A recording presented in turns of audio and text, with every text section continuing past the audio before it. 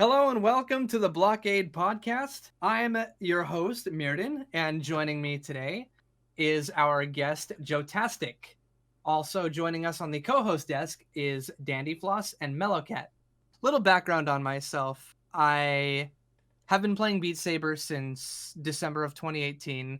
I've known about the game personally since it came out. I was really hyped prior when it was in beta.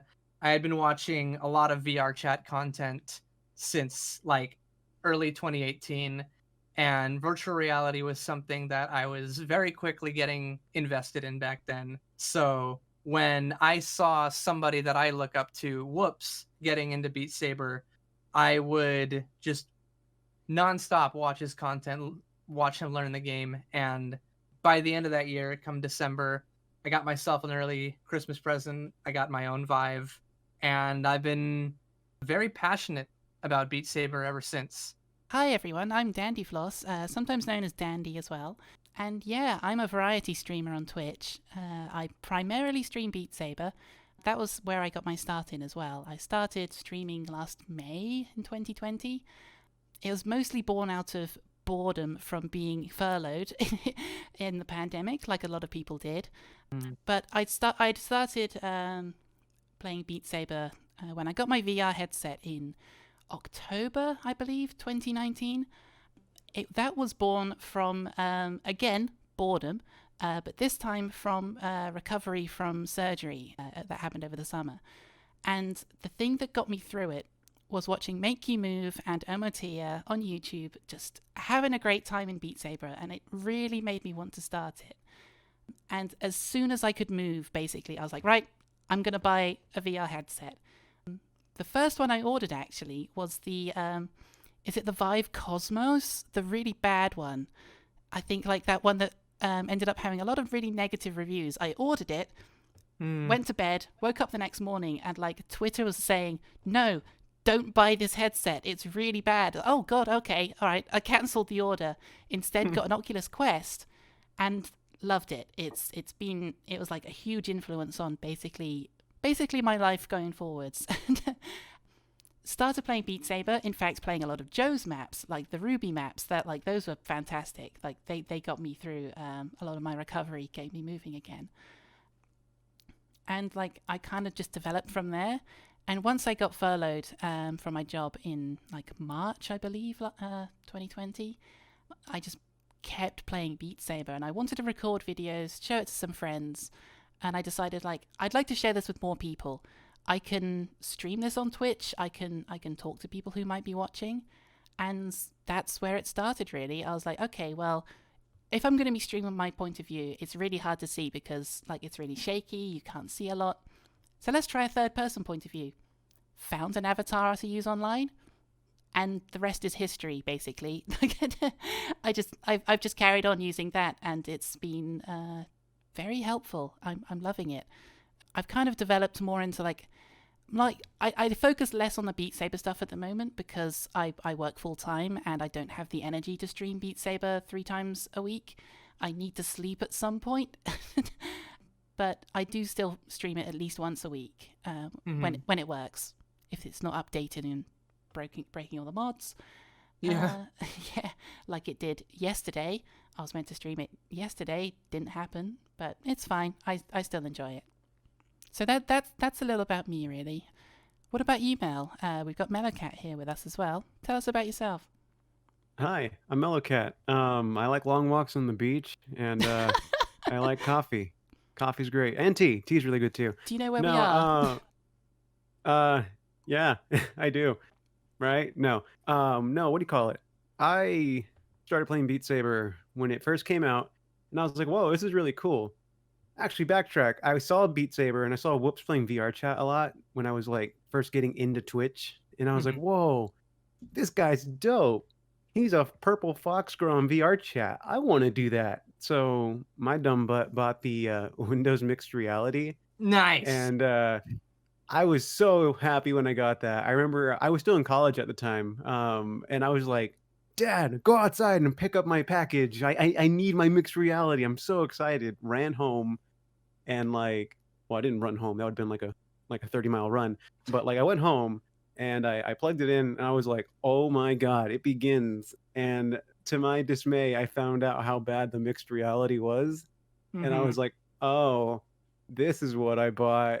And then I bought Beat Saber. I'm like, whoa, this is what I bought. And I think my first introduction into like modded, like custom maps, I guess, would be after I beat Country Rounds like for the 14th million time, I was like, let me try a custom song. And of course, I found like the original Ruby maps, like the Joetastic maps. So that was like, Joe, you were like my first Hey, like custom me. maps. I got Yeah, and mine I was like, twice now. yeah, and I was like, whoa, this is cool. I didn't know people make custom maps in this game. So then I started playing like more and more and more, and I think I had the number one score for Rasputin at one point. So that was cool. That was Mm. like my look at me. And then I think the very next day I was second place because Whoops got first place, and I was like, well, I got beaten by my hero, I guess. So that was kind of cool. But eventually I ended up like yeeting my mixed reality out, and I got myself a Vive, and I was like, whoa, this is even better. And then like I used that Vive for like a year, and that's when I started streaming. I didn't want to stream with the mixed reality because it was a mixed reality. It's kind of poop. So I was like, let me get the Vive, and $500 later, I'm like, whoa, this is really gaming. And the reason for like the blue-haired cat girl, I remember Dandy mentioned why she has her avatar. Mine used to be a like music mascot when I used to do, or I still do music. I'm an audio engineer. Probably should have mentioned that. I went to college for audio engineering, and I would use like a mascot for any of my music that I released under a different name. Mhm. And I decided, you know what? Let me revive this cat girl for streaming because hey, everyone has a cute anime girl for when they stream, right? So what I do, I brought back the blue-haired cat girl, and that ended up becoming like my streaming mascot, and ended up going on and on with that. And I've been streaming probably for almost 2 years now, but I've never really treated it as like a big serious thing. Like I want to do it 24/7. But thanks to the good old pandemic, I got furloughed by Disneyland. So I'm probably going to be streaming a lot more now since I want to have like a much more creative year than I did last year. So probably doing that. But yeah, I ended up using the Vive for a while, and it was cool. Then I realized the tracking was kind of bad on the Vive, and it's really, really heavy. So then I was like, you know what? Time for the ultimate crackhead move. And I like T-pose and I push the order for the index. And oh my gosh, the index is so good. Oh god, Except, it's like night and day. oh, it is. It's like a slap in the face with quality. Except when like when it's not good. It'll have its like brief moments where it's not good. Like tracking randomly. Other than that, I love my index. It's treated me well for almost a year now. But yeah, that's really all there is like to mention about me right now. At I least I can think upgraded of. from a Quest to my Valve Index last year, and like it was like upgrading from a bicycle to a Ferrari. Like it was just insane. Mhm. The improvements, like I just cannot go back to it now. Oh, that picture quality too, and the frame rate. Ooh, when you hit that 144, butter. I actually like audibly gasped the first time I turned it on and used it. I was like, it was incredible. Anyway, I think that's enough about us. We've got our guest here. We have Joetastic with us for a reason. One thing to note real quick though, we were going to be joined by another host, but unfortunately he had a tournament earlier today. Denya was going to join us today, but yeah, he is feeling too pooped because he was in a tournament today. So we did not give him any crap. We were very understanding, and he will likely be joining us for the next episode. But yeah, we've got Joetastic here today, and we've got some questions for him. Joetastic, would you like to tell us about yourself a little bit? Yeah, alright. So I'm Joetastic. I'm a community mapper for Beat Saber. Done over 700, almost like 750 maps right now. So you guys would probably have played one of my maps. Mm-hmm. I've been playing Beat Saber since mid 2018. What sparked my interest was saw this like mixed reality video of someone playing Beat Saber in Live. It's got a popular video. It's this girl like playing Beat Saber, and Mm-hmm. she's there's a green screen and everything. And at that point of time, I was like looking for something to do, right? So I saw Beat Saber. I was like, this looks really fun. It looks like a good workout. So eventually, I got a VR headset, just because of Beat Saber. But it's not for Beat Saber. I also got other games with the VR headset. Just And just in general. yeah, just in general. But Beat Saber was like what really sparked my interest in VR. Mm-hmm. I think Yeah, that is for a lot so of people as well. It's like the yeah, it's gateway for a lot. drug. Yeah, that because at that point of time, VR was like a gimmick to me, so I was kind of skeptical. But once I got Oh yeah. once I got a CV1, right, and I tried it out, it was like a whole new world. Like I couldn't believe like it was really this good. Like what I've been missing out on. Mm-hmm. Like it really makes you feel like you're living in the future. Yeah. So anyway, so I started playing Beat Saber, and since day one, I already downloaded like custom songs, because the default OST songs back then there was only OST one, and it was like very little amount of songs, so you have to Yeah. play custom songs back then. So that's what I did. And back then I was watching a lot of Ruby, so I really liked a lot of the I really liked a lot of the Ruby soundtracks, but unfortunately there were only like 3 good maps back then, met by like a mapper got like Tiger Dragon or something. Yeah. Mm-hmm. So eventually, like a few months after I started playing Beat Saber, I started to try out custom mapping for myself, so I can play my favorite songs in Beat Saber. So my first few maps weren't really that good. They got a lot of dislikes. I mean, they were really bad. So eventually I just kept on practicing, and eventually once my mapping started becoming a bit more decent, that's when I started working on Ruby songs. And at that point of time, I didn't really use Discord or Twitter or anything, but another mapper took notice of me, and he found my Discord, and he invited me over to a mapping Discord server. And that's when I started talking to other mappers, and my mapping really started to improve more and more. Then around 20 by 2019, I already had like over like 200 maps. I What? think I had two, yeah. By 2019, yeah. And yeah, so yeah, basically I've been mapping non-stop all the way until like That's 2020 incredible. now. I didn't realize how many you did so early as well. I thought most of them were recently. I You only made 300 maps in 2020, so like out of 700, so like the other 400 came from before 2019. I like that you say you only made 300 Yeah. that's almost one a day. So That's modest. incredible. Do you know how many maps I made last year? I made 2. Like 300 is absurd to me. Like is it almost like it's almost like a full-time job for you, it seems. It's actually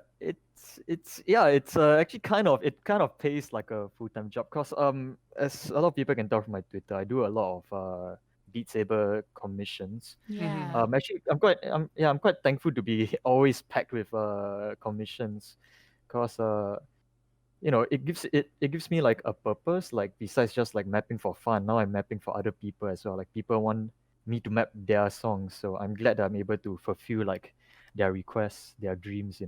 So I actually started doing commissions all the way back in like late 2018, but like that was like I started out really really slow. A artist had some unreleased music, and he wanted it mapped in. He wanted to release it in Beat Saber first, so he actually came to me. Oh, Oh, wow. wow. And yeah. And well, actually, he didn't come to me first. I remember him making a Reddit post or something, and then I saw it. I was like, and then he mentioned me. I was like, okay, like that's kind of weird. So then I commented on it, and then we started talking from there. That's Then at the amazing. point of time, then at the point of time, I didn't have any like pricing or anything, so I had to figure it all out on my own. If I'm not wrong, there weren't a lot of mappers back then doing commissions. There was one or two, and I saw some of their prices were like $20 per minute of song. So that's what I went with at the start. And eventually, doing one commission leads to doing 2, 3. Like basically, people see that you're doing commissions, and they want more. So it's like a snowball like effect. And Yeah. all the way until now in 2019, like most of the maps I'm doing now is commissions. Like maybe per month I'll do like 70% commissions, 30% personal maps. Wow. Yeah, That's so so been many. really busy. I So actually, I yeah, do have to ask yeah. a quick question. Mhm, Like, sure. who influenced you to start mapping? Like, I know you said that there were a couple when you started, but like, is there anyone in particular whose style you like to copy at the start? That, like you said, Ooh, this is a yeah. map that I really enjoy. I'd like to do one like this. Did you have anyone like that? So at the start, right, I just so at the start, like all the custom maps I downloaded were just my favorite songs. Not I didn't really take note like who mapped them. Yeah. But eventually, the more I got into mapping, the more I start to notice like different maps have like different mapping styles, and that's when you see, oh, it's mapped by this one mapper. That explains why this map feels this way. So like Benny maps back then would feel like really dancey. Like you have freak maps which were really experimental. Yeah. You had Rustic, Ruckus, basically the OG top 4 like mappers back in the day. Oh, yeah. So I really liked Ruckus's maps back then. Oh hell yeah! yeah, I mean even now his maps are still like really really good. Yeah. So yeah, those 4 were the top mappers that I saw. So I basically just played a lot of their maps and also like examined their maps in the map editor to see like what how they map, like what worked, like trying to get into their minds, just to hmm like the mind of like one of the top mappers, just to see like how I could like replicate their style or how I could improve. So yeah, those 4 back in the day, they were like like the ones that I looked up to and took inspiration from for my mapping. Danya, what kind of maps did you play early on?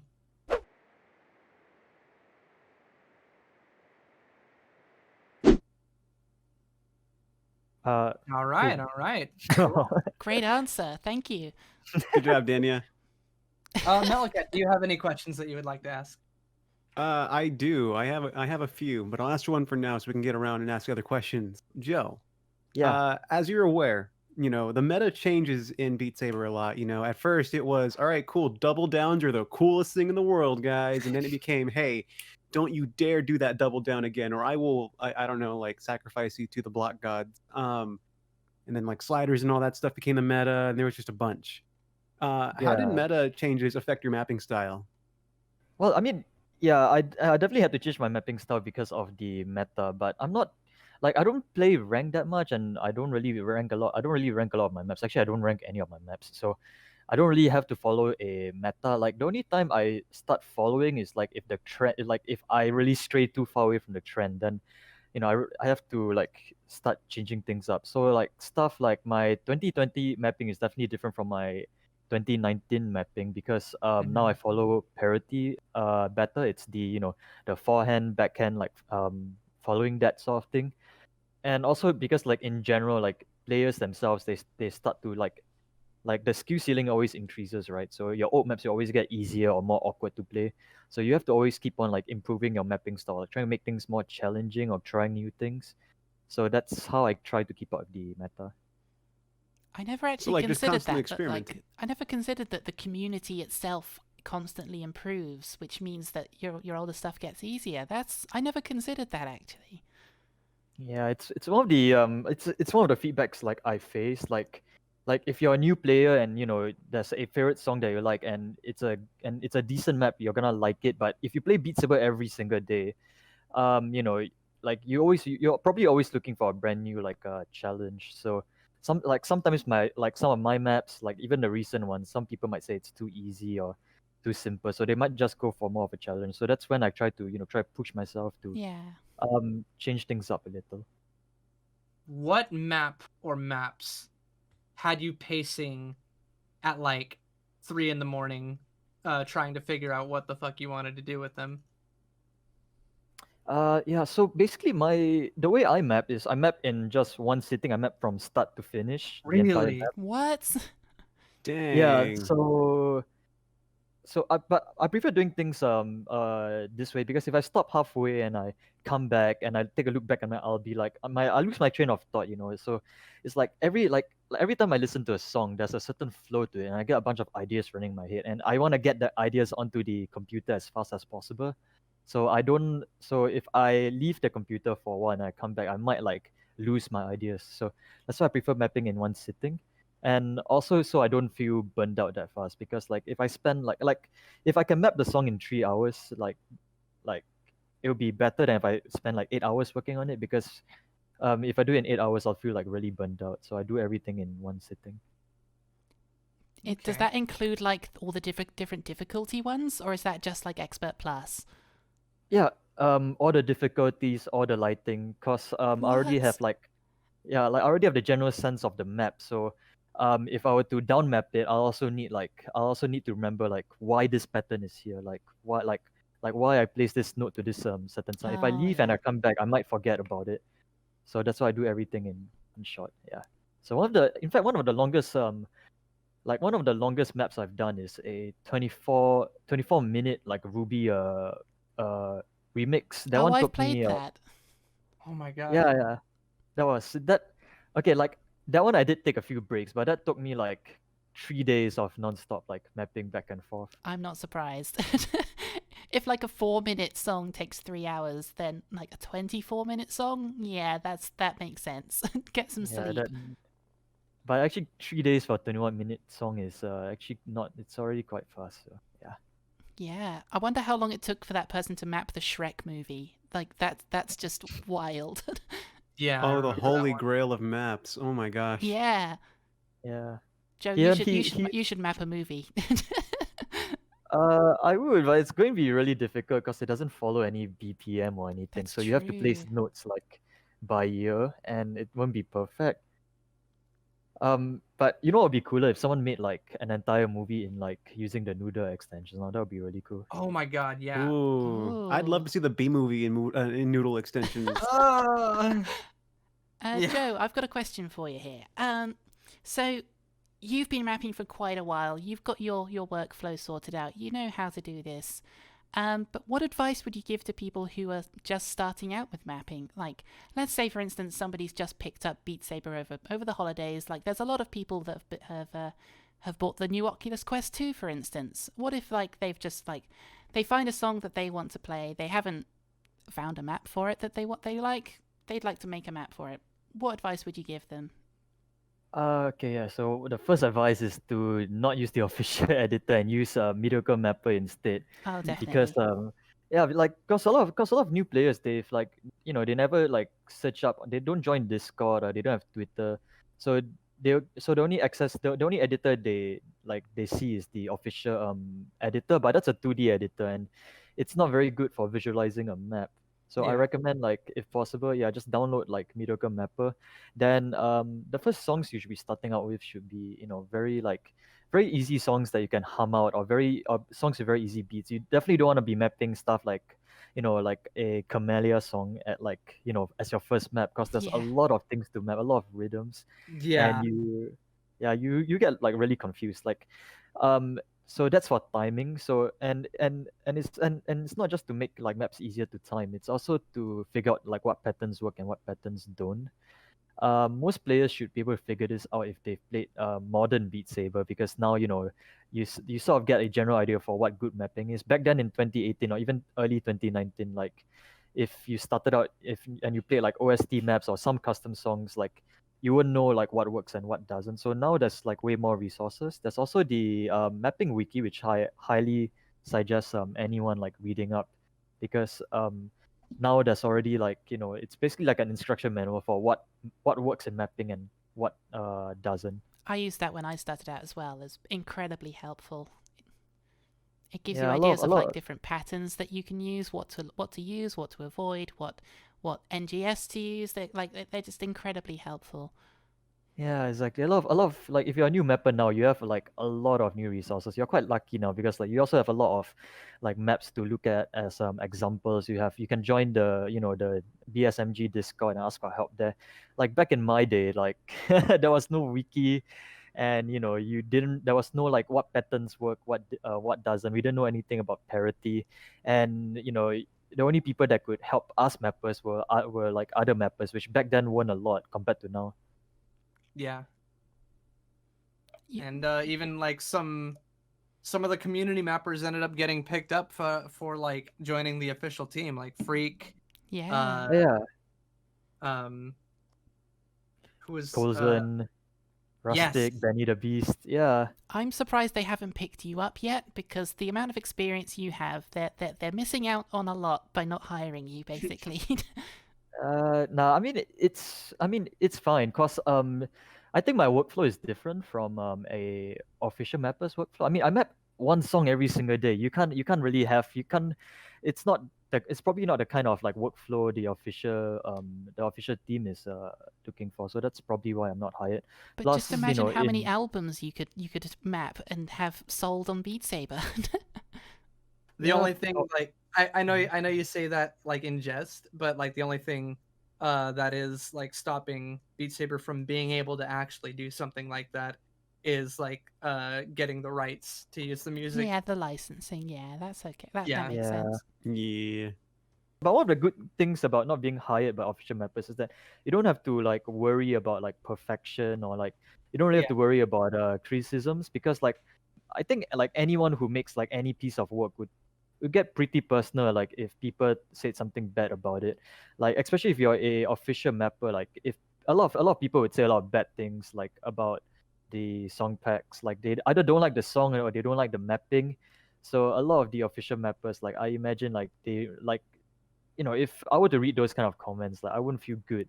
So I Yeah. rather just be a community mapper. So Mhm. the only people that give me feedbacks are those that like DM me or those that leave a review on bsaber.com. So And the people What that yeah, download the custom maps are the ones who they know what the song is, they know what they're expecting from it. Whereas the albums that are released on Beat Saber, they're much more limited in choice. So they're kind of given out to everyone. So people who might not like those songs have to play them almost. Going back on the feedback comment, what type of feedback positively influences your mapping, and vice versa? What type of feedback does absolutely nothing for you? well, the good kind of feedback is, I mean, if you're talking about mapping feedback, then that would be like people DMing me, like telling me, they like their map, they like this section, they like this dance. Mhm. Um, the most positive type of feedback is basically just seeing people like playing my maps on Twitter or on like YouTube. Sometimes I'll just like randomly just search my name and I'll see someone playing my map. I'll just click on it and I see them having fun with it, and that's good enough feedback with me. Like they don't have to say anything, but seeing like their movements and how they enjoy the mapping, it's good enough to motivate me to continue mapping. In fact, if it wasn't for people playing my maps and uploading these videos, then I wouldn't know people are playing them, and I probably wouldn't be this motivated to map this much maps. Mhm. Yeah. Okay, so that's the positive feedback. The negative feedback, I also get like a lot of like negative feedback. Yeah. Um, especially more recently because like people are like, oh, Joetastic, he probably gets a lot of positive feedback already. So so now I've been getting less positive. So Oh no. there's also yeah, then it's also like cause like you get more popular and people are like, oh, you should try Joetastic maps, and people are like, oh, he's just popular, but his maps are like really meh. So those are the kind of like negative feedbacks. It's like feedback that doesn't give you any feedback to improve. It's just like Nothing to work off of. Yeah. it's just comments, but they don't tell you like, oh, you should try out more interesting patterns, or you've been too consistent, stuff like that. But I do have some like proper feedback. Like I wouldn't say they are negative, cause the people that DM me and they haven't like they said they don't like my maps, but I'm like, oh, okay, but they give me a reason, but they tell me why. That shows that they want me to improve. So at least I don't feel so bad about those, and at least it gives me like something to like. It gives me like a good what's it called? Like it helps me improve my mapping as well. Yeah, Yeah, it that's means like there, curse. there there are things that people are expecting from the maps that you're making, and so if people tell you what they don't like about it, you know what to change for the next one. So it can help. Yeah, so like there are negative comments which I mind, and there's negative comments which I don't mind. Yeah, I feel like being like a creative person has like its blessing and curses. Like it's a blessing in the sense of like, yeah, cool, I'm getting this feedback. I'm knowing how like what to gauge my like the quality of my maps or my content is. And you'll get the negative feedback, which is also, I would hope more constructive than just negative. So like that also helps too. So it's like it's a double-edged sword. It's like, all right, cool, I'm getting feedback on how to improve, and it's also like, oh, I'm getting this kind of feedback. Great. Yeah, Yeah, I think the amount that you've done though is like it stands credit to your name. That the amount that the quality maps that you've put out consistently over the past few years is just worthy of applause. I'm absolutely impressed for the amount of things that you've done for this community. There's a lot of people that start Beat Saber because they find somebody playing a video of a song that they like on YouTube, for instance, or Twitter, or Reddit or something, and they'll start Beat Saber because of songs that they enjoy, and the sheer amount that you've made and the quality of them. There's bound to be, I reckon, thousands of people that have started playing Beat Saber solely because of your work, and I think that's worthy of praise. Regardless of what people might say about, they might nitpick little things about individual maps. That's bound to happen with just the sheer quantity you've made. But I'm genuinely impressed with the work that you've done, and I, from me at least, thank you for what you've done for this community. You're welcome, Dandy. Yeah, that's not a problem. I look forward to seeing what else you can do in the future. We've still got some time on the podcast though. We've still got a few questions. If you're okay with going through some more. Yeah, sure. I'm fine. Yeah. Yeah, we can breeze through these if you'd like. On the topic though of you bringing up people in the community playing your maps, some of them uploading content. What community content that incorporated your maps did you appreciate, or stuff that stands out to you the most? Something that comes to my mind is the didn't you work on that 90 lane map Oh for yeah, running in the 90s? I yeah, remember that one. for Toge Yeah. VR. Did Toge come to you specifically with that idea? Ooh, that was a long time ago. That actually it started out with a 10-lane gas map. Yeah, I think it was Toge that came with me with that idea. Because Toge, he has a very big he basically has a gigantic room that's like all painted in green. So he has like space for 10 lanes. But there wasn't any like 10-lane maps at that point. I think the biggest lane map was only 8 lanes.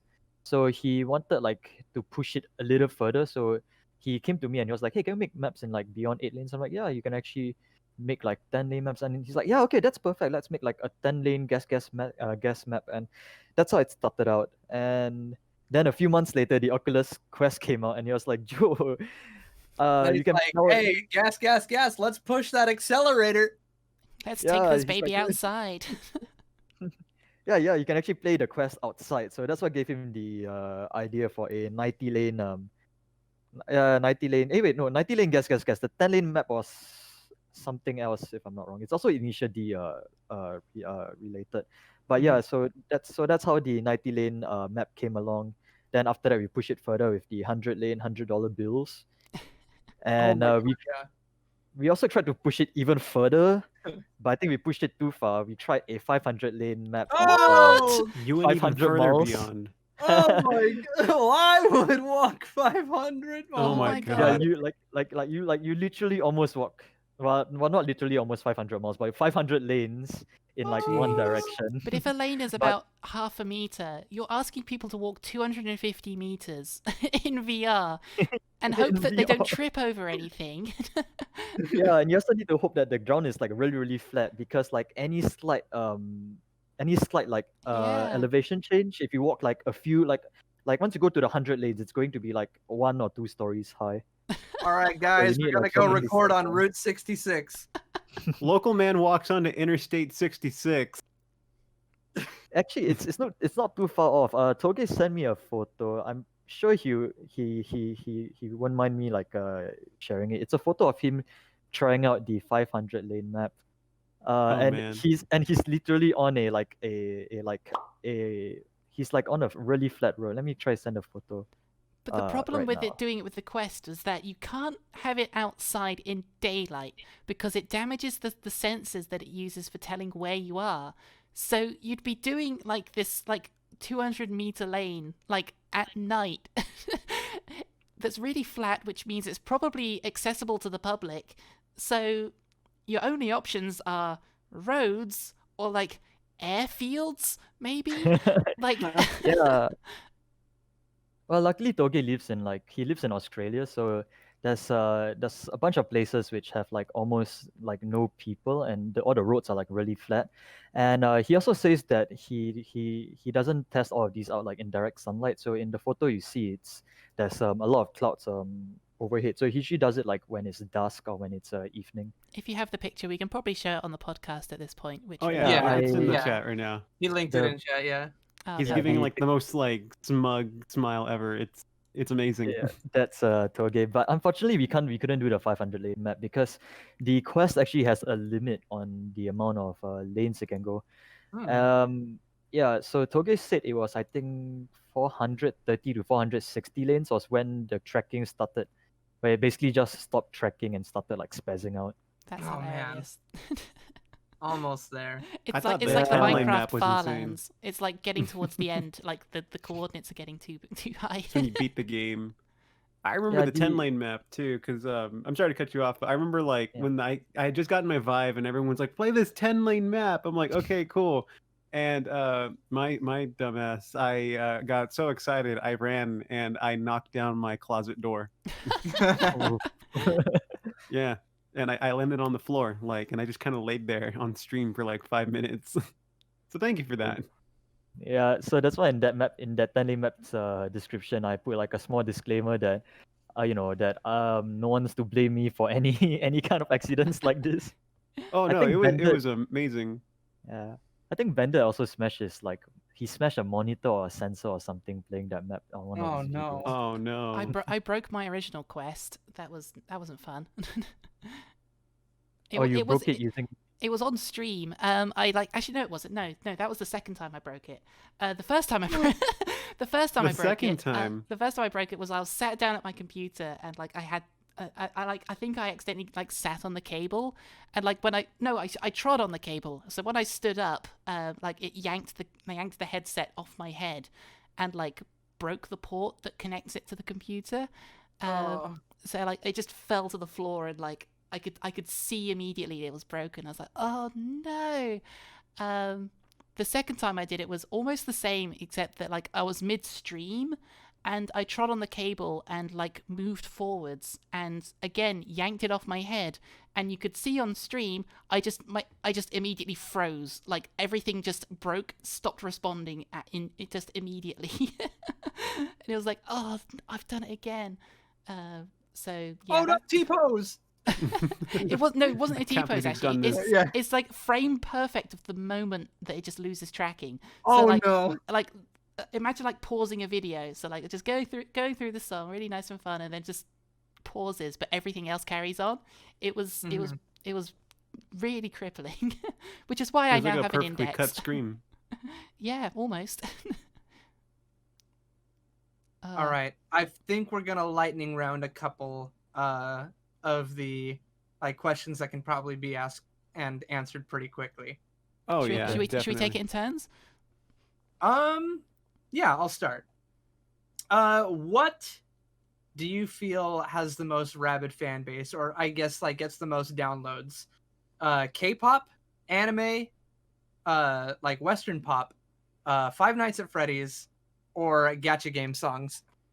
Shoot, I don't know. Probably like I have no idea actually, because I don't really look at like other people's maps. Like I don't look at their stats, so I'm not really sure what gets the most downloads. But if like based on my maps, Do you notice more of like based on your maps, do you notice more of a response, maybe like on Twitter or anything, when you drop a map of like one of those specific demographics?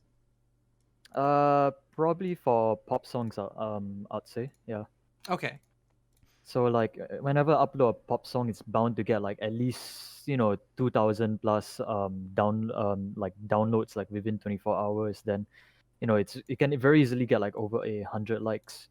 But yeah, I think cause it's just based off like the song, like people knowing the song alone. That's why they download the maps. Mm-hmm. This isn't a loaded question. Who is the best VTuber in your opinion? Who do you watch the most? VTuber? I don't watch a lot of VTubers. That's the thing. Like I just joined Twitch and I just jump onto like random streams just to like interact with like the community. Like I don't really like, and the term VTuber is also like really vague, right? Like would people like Daniel be considered a VTuber even though he doesn't really even though he doesn't have I know, think like an avatar. VTubing specifically is when you have like just having a character representing yourself.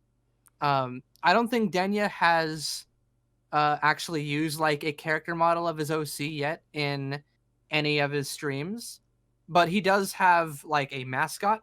So Yeah, he has the I OC. don't think he would be considered a VTuber unless he actually used his OC to represent himself. I can tell you now that there is a lot of internal debate within the VTubing community about this very thing. Like, at what point do you become a VTuber? I can expand the question out. Are there any Twitch streamers or YouTubers that play Beat Saber that you enjoy personally watching?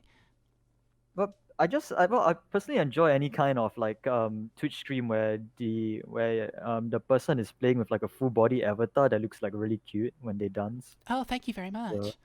You mentioned yourself. You dropped by last week, which was great fun.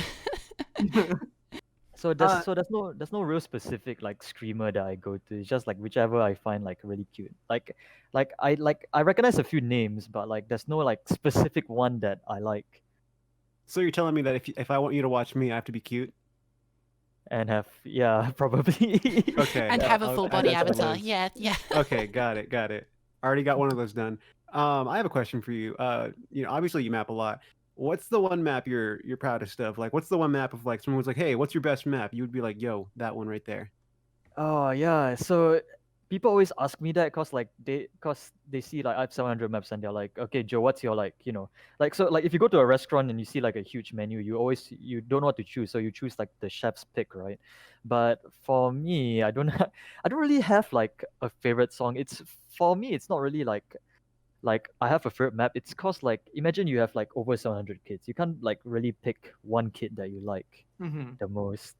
So, but I'll say some maps are better than others, but I don't really have one specific one that I recommend everyone like playing when they first play my maps. I'll sure. just say play whatever songs that you like that I've mapped, and you probably enjoy it, and just download like random stuff, see what you enjoy. Usually those with the higher ratings are what people like the most. Do you have any specific genres that you have more fun mapping? Yeah, definitely. After doing like a bunch of commissions, I know like what commissions I like to do and what I don't. So the genre that I like mapping the most is obviously like anime, J-pop. Those like because they have a lot of energy to them. They have a lot of different like rhythm. One type of song which I can't really map that well. It's basically any kind of song with like no lyrics. So you won't see me mapping stuff like Camellia, stuff like soundtracks or like musicals, because I can't really I can't visualize the energy in the song. So there's energy in Camellia songs, but the energy is always pumped up to 100. Yeah. So I don't really know how to like map well to that, at least with like lyrics or people singing, right? Like I know like when I can make the song calm. I know where I can put a lot of crazy patterns into it.